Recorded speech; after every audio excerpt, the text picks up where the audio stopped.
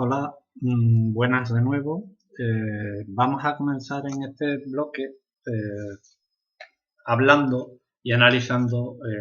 los apartados más importantes dentro de lo que sucedió en la historia de España en el siglo XIX. Comenzamos justamente con una guerra que va a marcar las siguientes décadas del siglo XIX en la historia de España y que fue motivada por la invasión napoleónica en 1808. Vamos a desgranar un poco lo que fueron las causas que precipitaron esta guerra contra los franceses, en la cual España, a partir del año 1808, formará parte de ese enorme imperio napoleónico que había liderado, bueno, pues esa figura tan importante en la historia a nivel mundial. Luego analizaremos cómo se componían los bandos, es decir, de aquellos españoles que reaccionaron de una forma positiva por el hecho de que los franceses llegaran aquí con sus nuevas ideas traídas de la revolución, y aquellos que con un sentimiento patriótico pues defendían la independencia de España con respecto al dominio napoleónico. También hablaremos de las diferentes fases que tuvo la guerra de la independencia, analizaremos el desarrollo de esos acontecimientos que marcan la guerra, y por último, brevemente, abordaremos el apartado de las consecuencias que tuvo la guerra de la independencia a diferentes niveles, ¿no? Por supuesto a nivel humano, de pérdida de vida, pero también con la impronta que dejó unas nuevas mentalidades que necesariamente se tradujeron en cuestiones políticas que marcarán el devenir de los años siguientes. Bueno, aquí al inicio de la presentación he escogido dos cuadros que los conocéis y que corresponde a la obra de Goya, ¿no? De Francisco Goya, que es un pintor que vivió a caballo entre los siglos entre los siglos XVIII y los siglos XIX. Conoció el reinado de Carlos IV, el de su hijo Fernando VII, por supuesto la guerra de la independencia. Aquí vemos el 2 y el 3 de mayo, la carga de los mamelucos, arriba a la izquierda, el ejército francés. Está ambientado en lo que es la Puerta del Sol de Madrid, y cómo la gente de Madrid, bueno, pues sale a defender esa independencia con lo que tenía, ¿no? Con piedras, con cuchillos, con navajas, con lo que hiciera falta por evitar el control por parte de las tropas napoleónicas, en este caso representados por estos mamelucos, que son esos personajes que vemos a caballo con turbante, que Napoleón Bonaparte se los trajo del norte de África, ¿no? De la zona de Egipto. Y luego abajo, a la derecha, sería el día siguiente, después de la revuelta, del control por parte de los franceses, con ese pelotón de fusilamiento que se ha convertido en un icono de la pintura universal, no solamente española, pero que narra la tragedia de esta guerra de la independencia de España con respecto al imperio napoleónico. Bueno, vamos a analizar un poco las causas que llevan a esta situación. Entre otras cuestiones, es motivado porque el antiguo régimen, este que representa a la monarquía absoluta, en nuestro caso liderado por el rey Carlos IV, un rey Borbón. Sabéis que la dinastía de los Borbones comenzó a reinar aquí en España en el siglo XVIII, un siglo que lo abandona justamente por Carlos III. Es un rey que reina a finales de este siglo XVIII y comienzos del XIX, y también una figura que habría que destacar sobremanera por el protagonismo político, por sus decisiones, como es Manuel de Godoy, ¿no? Un extremeño que tuvo un peso muy importante en las decisiones que a nivel nacional se tomaron. Una de ellas es justamente la firma, lo tenemos ahí representado en ese cuadro, donde se le ve a Napoleón Bonaparte sentado, ¿no?, en ese sillón, que es el Tratado de Fontainebleau. Eso se firma en el año 1807 con la monarquía española, en la cual, bueno, pues se acuerda, entre otras cuestiones, la, digamos, autorización por parte de la monarquía española de consentir atravesar todo el país de las tropas napoleónicas del ejército francés para llegar a Portugal. ¿Por qué a Portugal? Pues porque Portugal era un aliado dentro del continente de los ingleses, que eran el enemigo natural de la expansión napoleónica. Se recogía, por lo tanto, en el Tratado de Fontainebleau la autorización por parte de nuestro monarca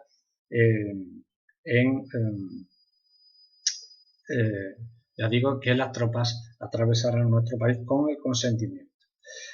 Además, se había producido anteriormente una derrota en Trafalgar, en el sur de la península. Fue una batalla naval en las costas de la provincia de Cádiz, contra los ingleses, al mando del cual, bueno, pues estaba el almirante Nelson, que lideró la Armada Británica contra la armada compuesta por barcos tanto de España como de Francia, ¿no?, en esa armada franco-española. Fue una victoria inglesa, de hecho, bueno, pues Londres está justamente inmortalizada con una plaza, ¿no?, que se llama Trafalgar Square, precisamente donde el almirante Nelson está justamente en el centro de ese espacio público. ¿Cuál es la situación aquí en España? Evidentemente, las intenciones de Napoleón Bonaparte no es atravesar España, dirigirse a Portugal, enfrentarse contra ellos, sino que la idea está de controlarlo y, por lo tanto, que España formara parte de ese enorme imperio que se estaba forjando bajo las órdenes de Napoleón Bonaparte. Ante esto, ¿qué es lo que hace el pueblo? Pues hay un acontecimiento muy importante que se produce en Aranjuez. Allí hay una residencia oficial, el Palacio de Aranjuez, propiedad de la monarquía, que era donde estaba justamente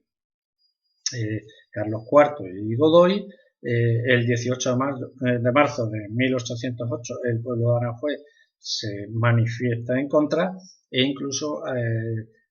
corrió bastante peligro, ¿no?, la vida de Godoy si no se llega a interceder, ¿no?, por parte del ejército para evitar justamente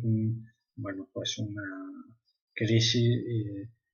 grave, ¿no?, en el sentido del atentado contra la persona. Se entiende que el propio Fernando, que por entonces era príncipe de Asturias, el futuro Fernando VII, estaba detrás de esa revuelta como promotor del motín y lo que pretende es que su padre abdicara en él, es decir, que dejara el trono de España, renunciara a su derecho a la corona española y pasara al propio Fernando, cosa que bueno, pues lo hará. Sin embargo, Napoleón, el siguiente paso que da, y una vez transcurridos estos hechos, es llamarlos tanto al padre, a Carlos IV, como al hijo, Fernando VII, a Bayona, ¿no?, a Francia, donde los mantendrá durante un largo periodo de tiempo y en el cual les obliga a abdicar uno en el otro para que al final la corona recaiga en él y este a su vez en su hermano José I, convirtiéndose por lo tanto en el primer rey, en el rey de España oficialmente, ¿no? José I Bonaparte, hermano del propio Napoleón. Es lo que se conocen como las abdicaciones de Bayona. Fernando VII abdican su padre, Carlos IV, que a su vez había abdicado anteriormente en él, en Napoleón Bonaparte, y le cede la corona de España a su hermano José. Claro, todo esto os podéis imaginar que ante los ojos de los españoles, sobre todo aquellos que tenían un sentimiento patriótico, en el cual ven que sus reyes están secuestrados, digamos, allí en Bayona, y por otro lado ha sido impuesto el rey del cual van a empezar a disfrutar a partir de ahora, pues no es del agrado. Un poco esas son la situación previa a lo que es la propia guerra de la independencia, ¿no? Donde vemos una composición de bandos en las cuales de un lado está los que se conocen como los afrancesados, que son españoles que ven justamente en la Revolución Francesa y en el ideario revolucionario una posibilidad de cambiar el antiguo régimen, es decir, la monarquía absoluta que había estado vigente durante toda la dinastía borbónica, y se abre la posibilidad de ser una monarquía un poco más abierta, ¿no? Dotándole de un carácter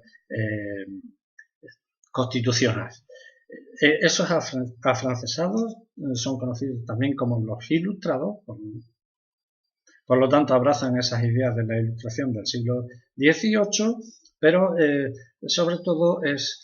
quien comparte ese ideario es una élite, digamos, intelectual, ¿no? Fundamentada en lo que son los altos funcionarios y parte de la alta nobleza,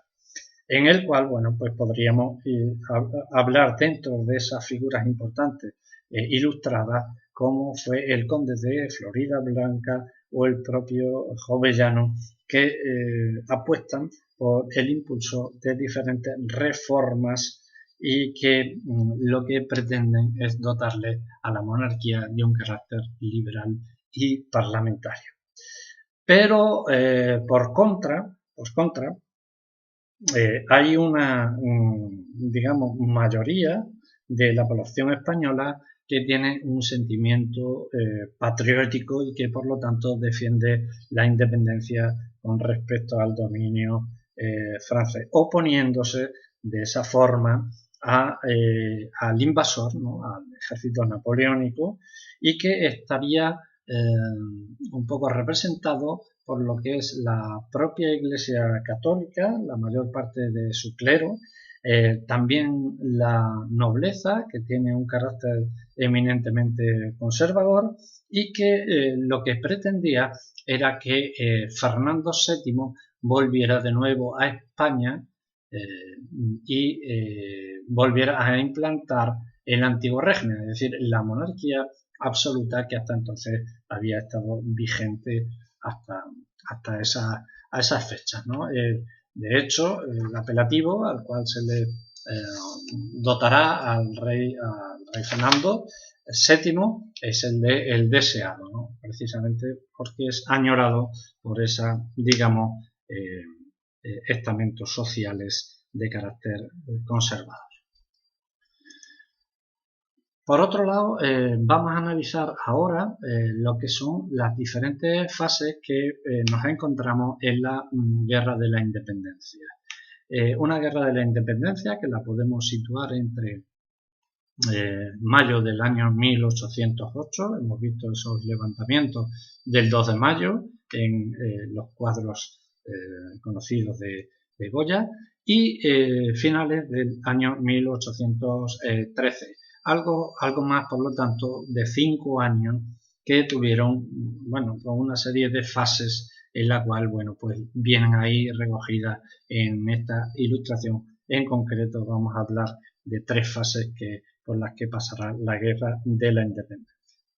La primera fase, y conveniente sería recordar justamente esa carga de los mamelucos que hemos visto con anterioridad, es una fase de revuelta popular.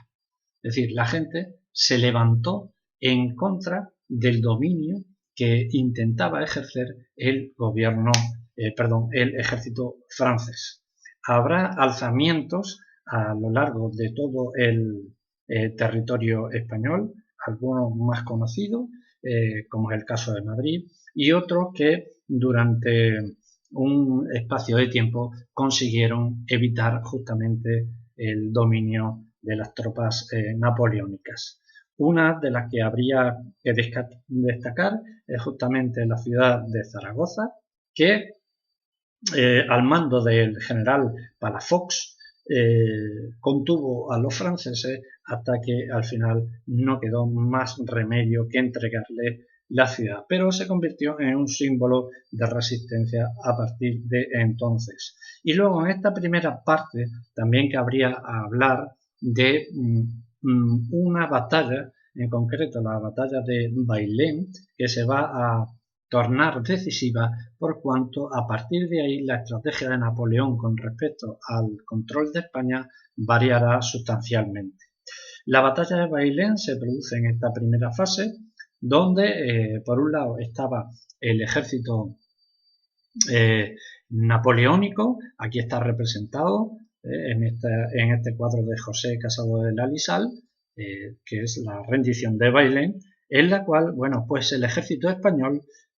pudo ganar al ejército francés. Al frente del ejército francés estaba el general Dupont y al frente del español estaba el general Castaño. Claro, para Napoleón Bonaparte fue una auténtica bofetada el hecho de perder ante los españoles a campo abierto, donde se demuestra justamente la estrategia militar, y que, bueno, pues hiciera que adelantara o tomara una decisión que va a condicionar la segunda parte o fase de estos acontecimientos de la Guerra de la Independencia, que es el mandar para España a un poderosísimo ejército que es la Gran Armée. Castaño pudo hacer algo así como 19.000 prisioneros, de los cuales muchos fueron enviados a la isla de Cabrera, una pequeña isla del archipiélago balear, en el cual, bueno, pues perecieron una gran parte de ellos de sed y de hambre, lo cual, bueno, pues eso digamos, en la moral del ejército francés conllevó a esa toma de decisión por parte de Napoleón Bonaparte.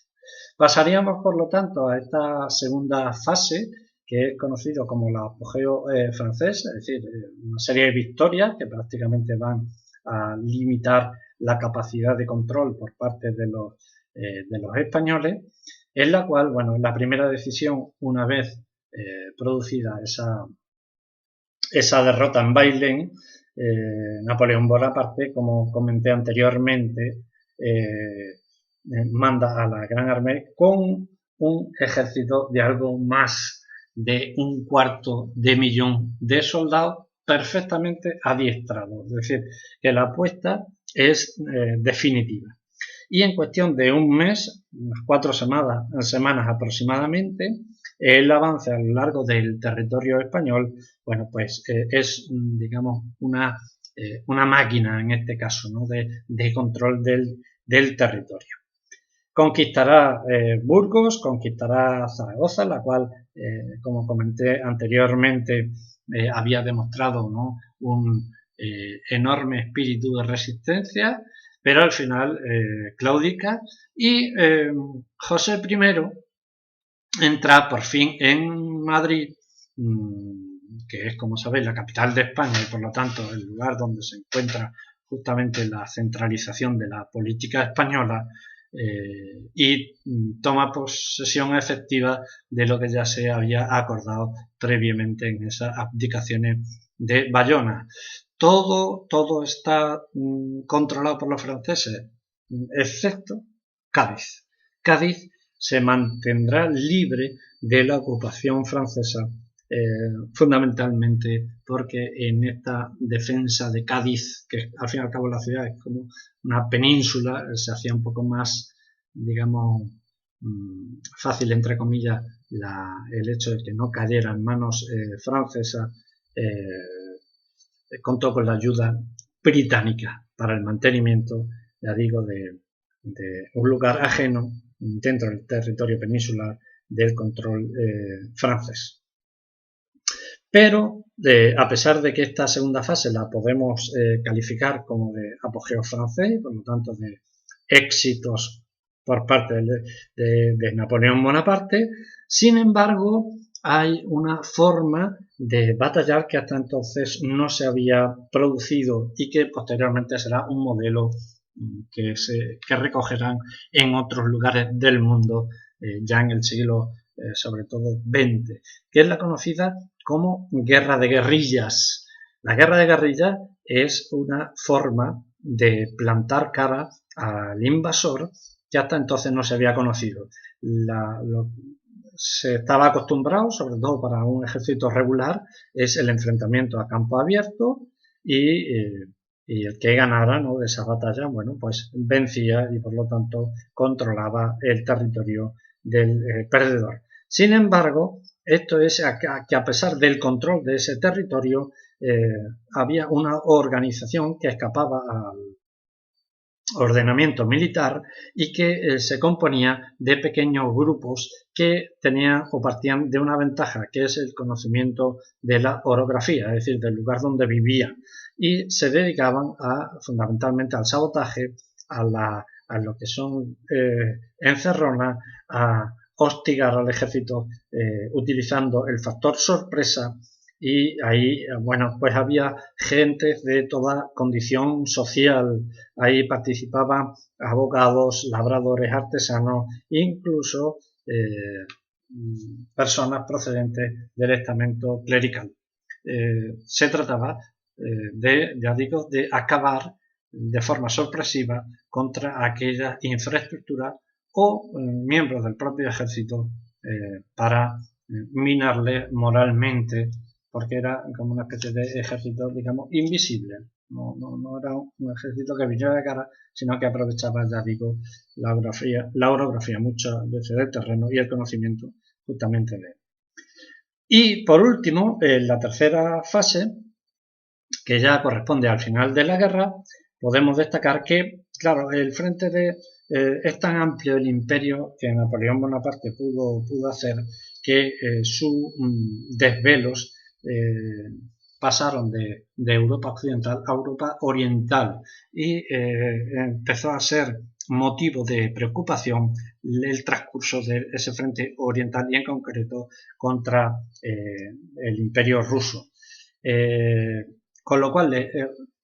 provocó el hecho de que muchos de los soldados que estaban destinados aquí en España fueran trasladados al otro lado de Europa. Y por otro lado habría que añadir además que ya se está preparando una alianza británico-española que entraría desde nuestro vecino país de Portugal y en el cual empezará a destacar una persona muy importante en el desarrollo final de la guerra, como será el duque de Wellington,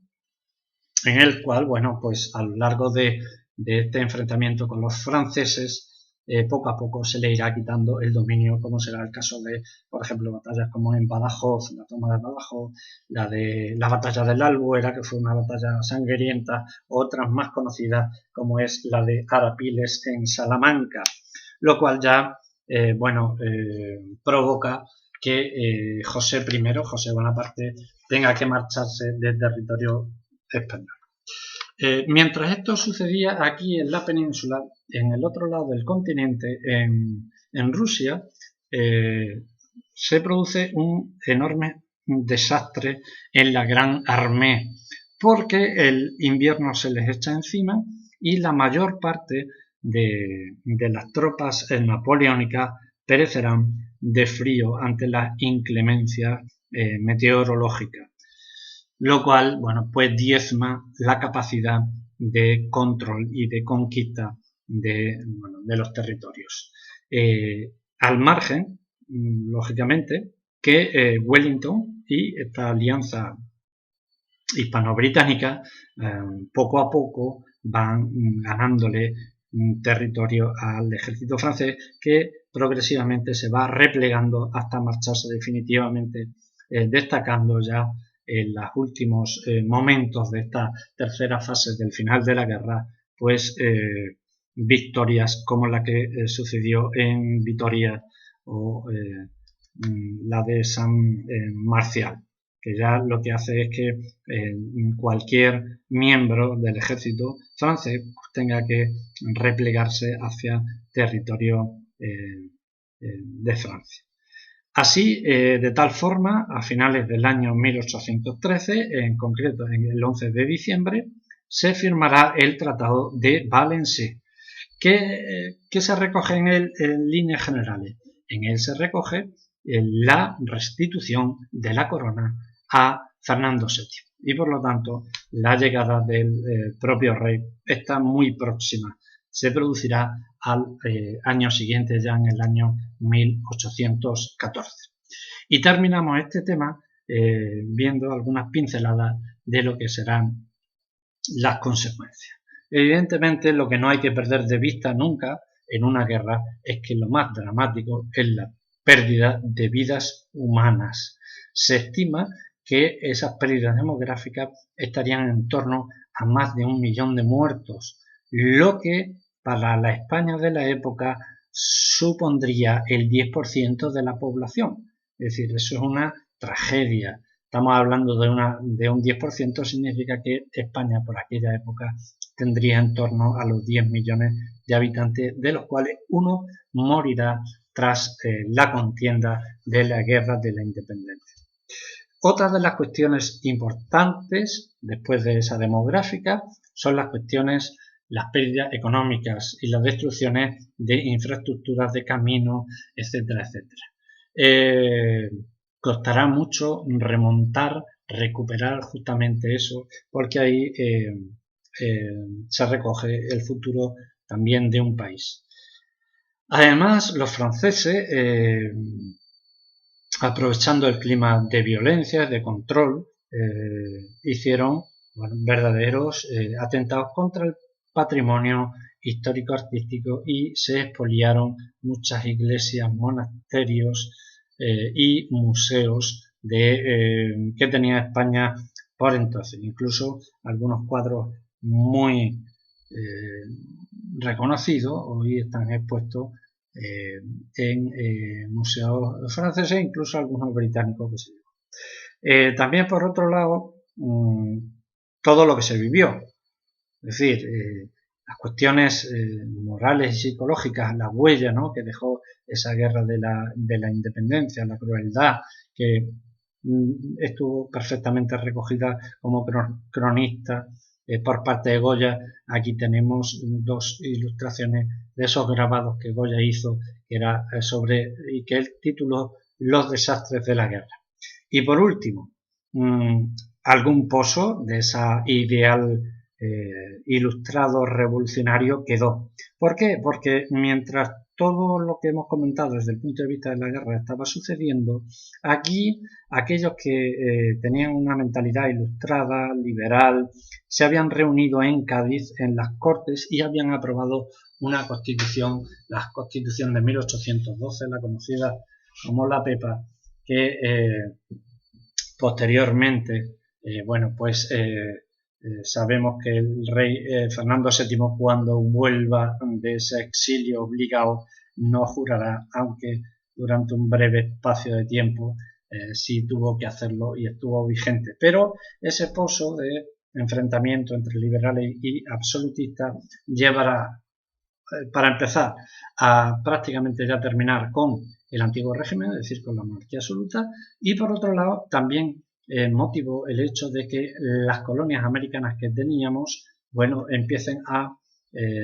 acelerar un proceso de emancipación y por lo tanto de independencia que tendrá lugar a lo largo de la década de los 10 y de los 20 del siglo XIX, finalizando con la prácticamente totalidad de los territorios independizados.